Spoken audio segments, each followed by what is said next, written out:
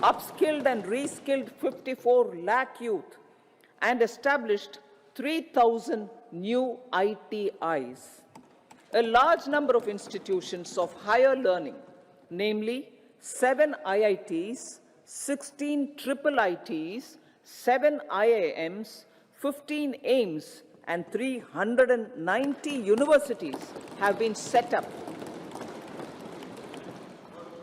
PM Mudra Yojana has sanctioned 43 crore loans aggregating to 22.5 lakh crores of rupees for entrepreneurial aspirations of our youth. Besides that, Fund of Funds, Startup India, and Startup Credit Guarantee schemes are assisting our youth. They are also becoming Rozgar Data. The country is proud of our youth scaling new heights in sports. The highest ever medal tally in Asian Games and Asian Para Games in 2023 reflects a high confidence level.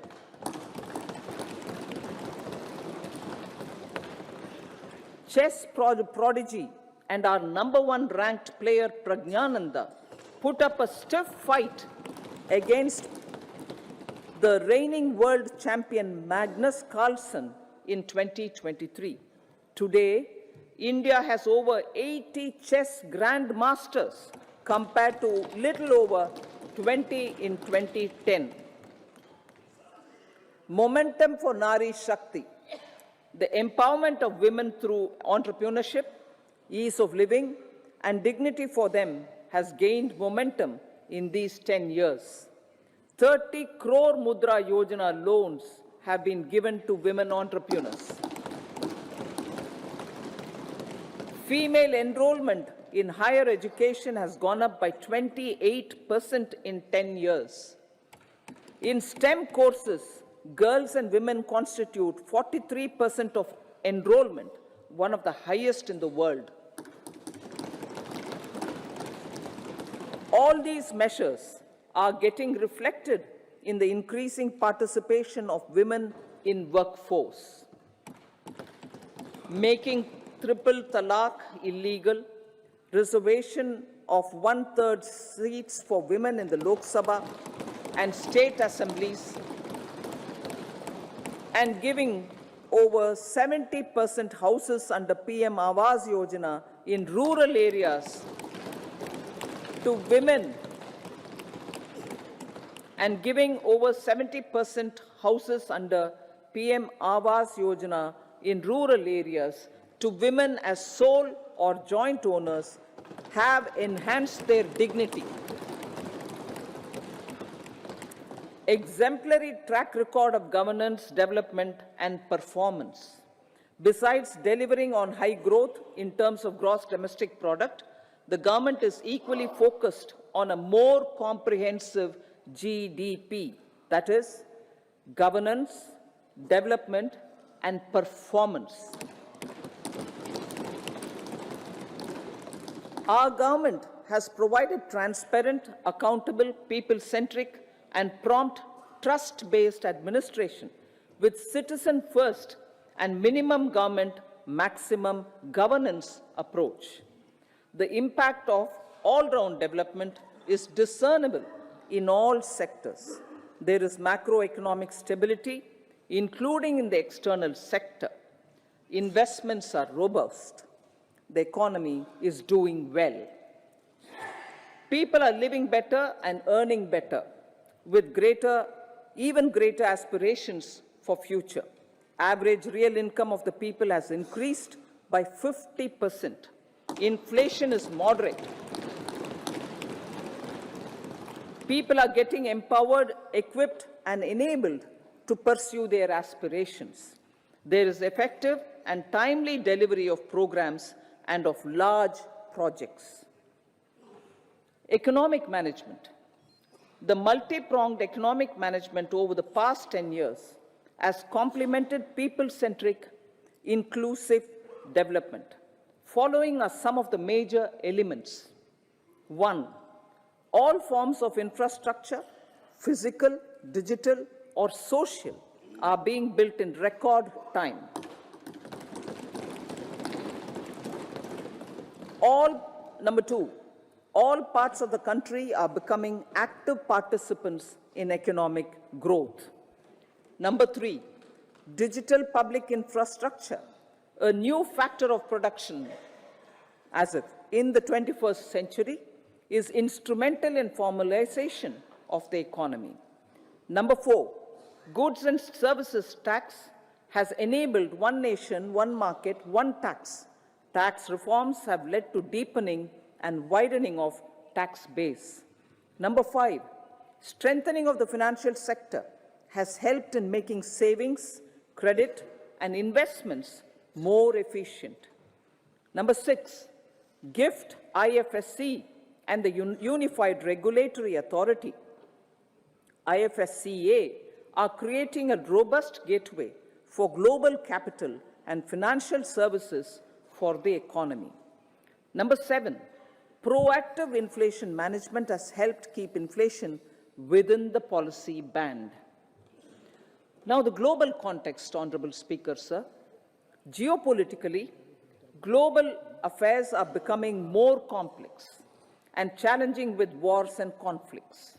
Globalization is being redefined with reshoring and friendshoring, disruption and fragmentation of supply chains, and competition for critical minerals and technologies. A new world order is emerging after the COVID pandemic. India assumed the G20 presidency during very difficult times for the world. The global economy was going through high inflation, high interest rates, low growth, very high public debt, low trade growth, and climate changes. The pandemic has led to a crisis of food, fertilizer, fuel, and finances for the world, while India successfully navigated its way. The country showed the way forward and built consensus on solutions for those global problems. The recently announced India-Middle East-Europe economic corridor is a strategic and economic game changer for India and others. In the words of Honorable Prime Minister, the corridor, and I quote, will become the basis of world trade for hundreds of years to come, and history will remember that this corridor was initiated on Indian soil, unquote. Vision for Vikasit Bharat. Our vision for Vikasit Bharat is that of prosperous Bharat in harmony with nature, with modern infrastructure, and providing opportunities for all citizens and all regions to reach their potential. With confidence arising from strong and exemplary track record of performance and progress, earning Sabka Vishwas, the next 5 years will be years of unprecedented development and golden moments to realize the dream of developed India by 2047. The trinity of demography, democracy, and diversity backed by Sabka Prayas has the potential to fulfill aspirations of every Indian.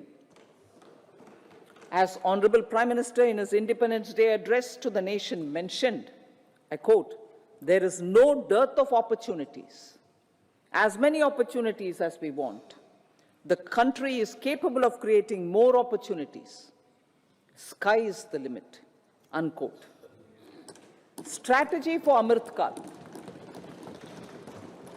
Our government will adopt economic policies that foster and sustain growth, facilitate inclusive and sustainable development, improve productivity, create opportunities for all, help them enhance their capabilities, and contribute to generation of resources to power investments and fulfill aspirations. Guided by the principle, reform, perform, and transform, the government will take up next generation reforms and build consensus with the states and stakeholders for effective implementation. It is an important policy priority for our government to ensure timely and adequate finances, relevant technologies, and appropriate training for the micro, small, and medium enterprises, MSMEs, to grow and also compete globally. Orienting the regulatory environment to facilitate their growth will be an important element of this policy mix. Aligning with the Panchamrit goals, our government will facilitate sustaining high and more resource-efficient economic growth. This will work towards energy security in terms of availability, accessibility, and affordability.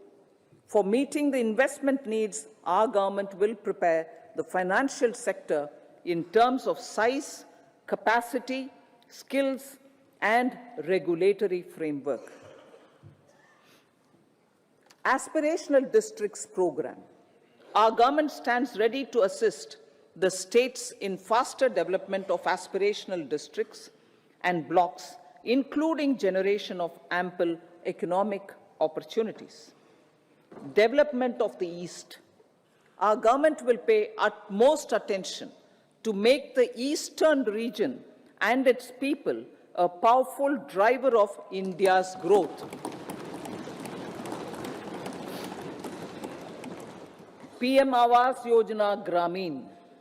Despite the challenges due to COVID, implementation of PM Awas Yojana Grameen continued, and we are close to achieving the target of 3 crore houses. 2 crore more houses will be taken up in the next 5 years to meet the requirement arising from increase in the number of families. Rooftop solarization and Muft Bijli. Through rooftop solarization, 1 crore households will be enabled to obtain up to 300 units free electricity every month. This scheme follows the resolve of Honorable Prime Minister on the historic day of consecration of Sri Ram Mandir in Ayodhya. Following benefits are expected. Savings up to 15 to 18,000 rupees annually for households from free solar electricity and selling the surplus to the distribution companies. Charging of electric vehicles. Entrepreneurship opportunities for a large number of vendors for supply and installation. Employment opportunities for the youth with technical skills in manufacturing, installation, and maintenance. Housing for middle class. Our government will launch a scheme to help deserving sections of the middle class, and I quote from Honorable Prime Minister's words, living in rented houses or slums or chawls and unauthorized colonies, unquote, to buy or build their own houses.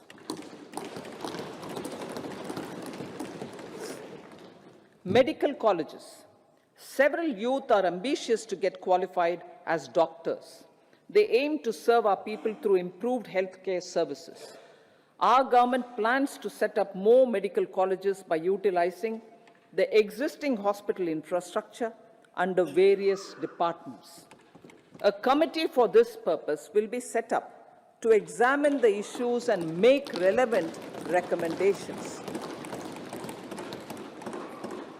Cervical cancer vaccination. Our government will encourage vaccination for girls in the age group of 9 to 14 years for prevention of cervical cancer.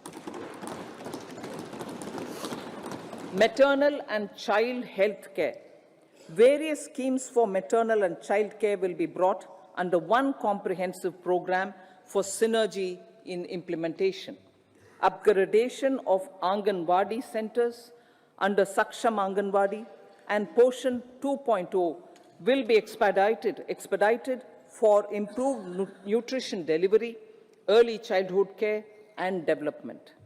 The newly designed U-Win platform for managing immunization and intensified efforts of Mission Indradhanush will be rolled out expeditiously throughout the country.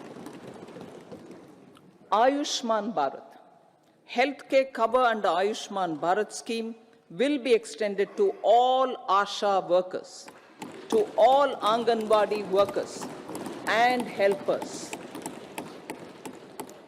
Agriculture and food processing. The efforts of value addition in agriculture sector and boosting farmers' incomes will be stepped up. Pradhan Mantri Kisan Sampada Yojana has benefited 38 lakh farmers and generated 10 lakh employment. Pradhan Mantri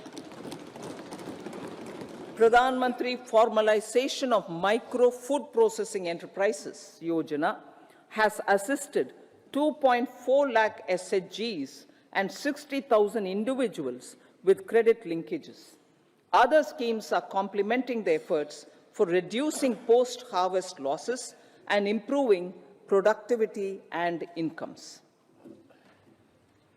For ensuring faster growth of the sector, our government will further promote private and public investment in post-harvest activities, including aggregation, modern storage, efficient supply chains, primary and secondary processing and marketing and branding.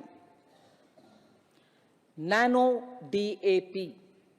After the successful adoption of nano urea, application of nano DAP on various crops will be expanded in all agroclimatic zones.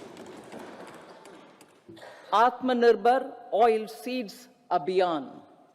Building on the initiative announced in 2022, a strategy will be formulated to achieve Atmanirbharta for oil seeds such as mustard, groundnut, sesame, soya bean, and sunflower.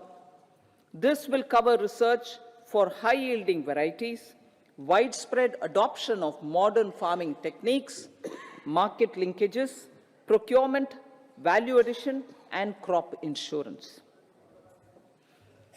Dairy development. A comprehensive program for supporting dairy farmers will be formulated. Efforts are already on to control foot and mouth disease. India is the world's largest milk producer with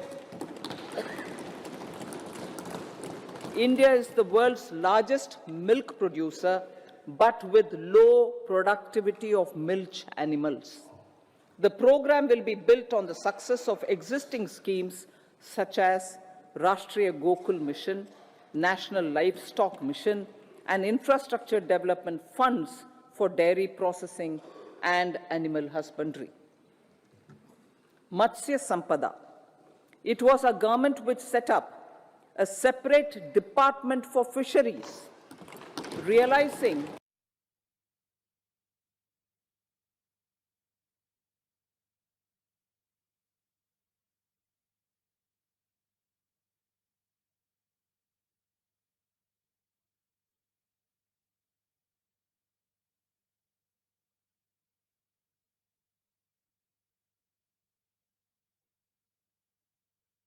productivity from existing 3 to 5 tons per hectare.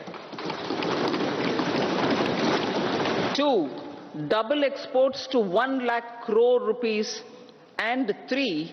Generate 55 lakh employment opportunities in the near future.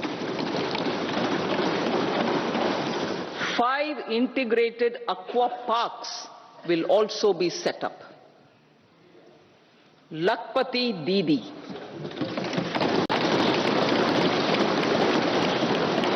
83 lakh SHGs. 83 lakh SHGs with 9 crore women are transforming rural socio-economic landscape with empowerment and self-reliance. Honorable Speaker, sir, Their success has assisted nearly 1 crore women to become Lakpati Didi already. They are an inspiration to others. Their achievements will be recognized through honoring them. Buoyed by the success, it has been decided to enhance the target for Lakpati Didi from 2 crores to 3 crores.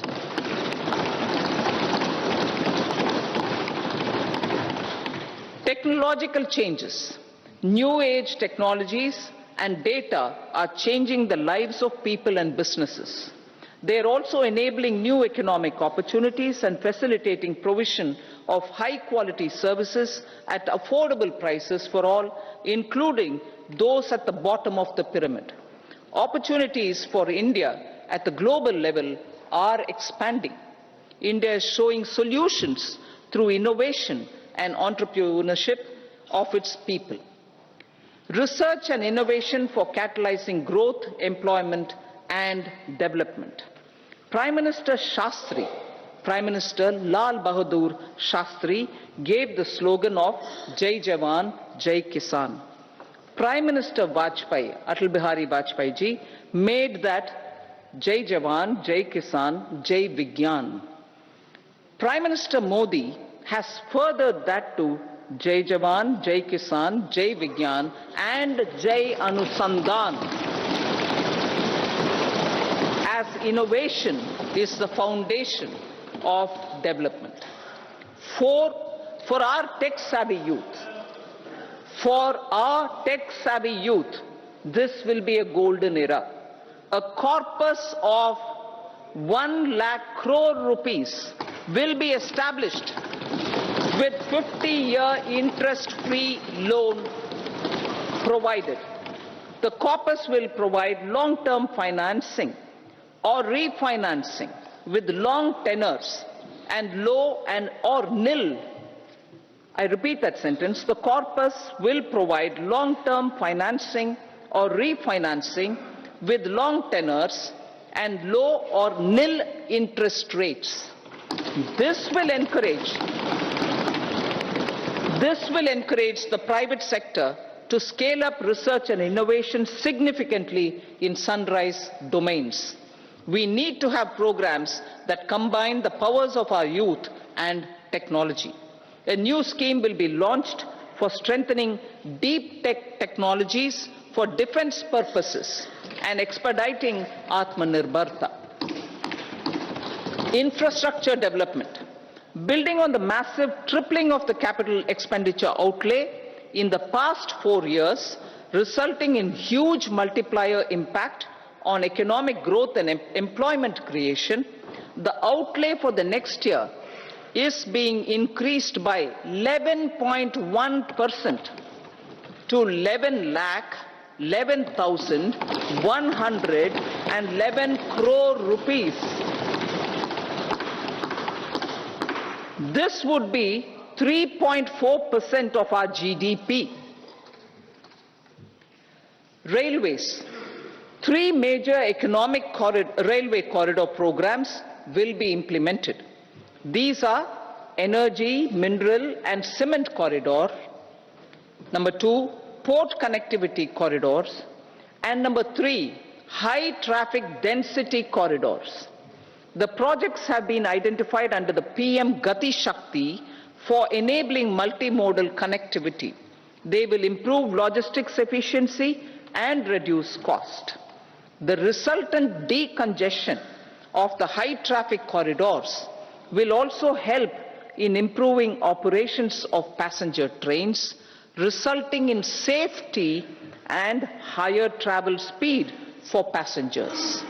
Together with dedicated freight corridors, these 3 economic corridor programs will accelerate our GDP growth and reduce logistic costs.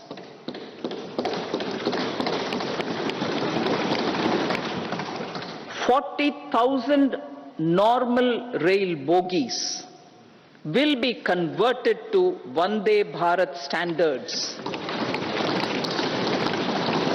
to enhance safety, convenience and comfort of passengers. Aviation sector. The aviation sector has been galvanized in the past 10 years. Number of airports have doubled to 149. Rollout of air connectivity to Tier 2 and Tier 3 cities under UDAN scheme has been widespread. 517 new routes are carrying 1.3 crore passengers. Indian carriers have proactively placed orders for over 1,000 new aircrafts. Expansion of existing airports and development of new airports will continue expeditiously. Metro and Namo Bharat. We have a fast expanding middle class and rapid urbanization is taking place. Metro Rail and Namo Bharat can be the catalyst for the required urban transformation. Expansion of these systems will be supported in large cities focusing on transit-oriented development. Green energy. Towards meeting our commitment for net zero by 2070, the following measures will be taken. Viability gap funding will be provided for harnessing offshore wind energy potential for initial capacity of 1 gigawatt.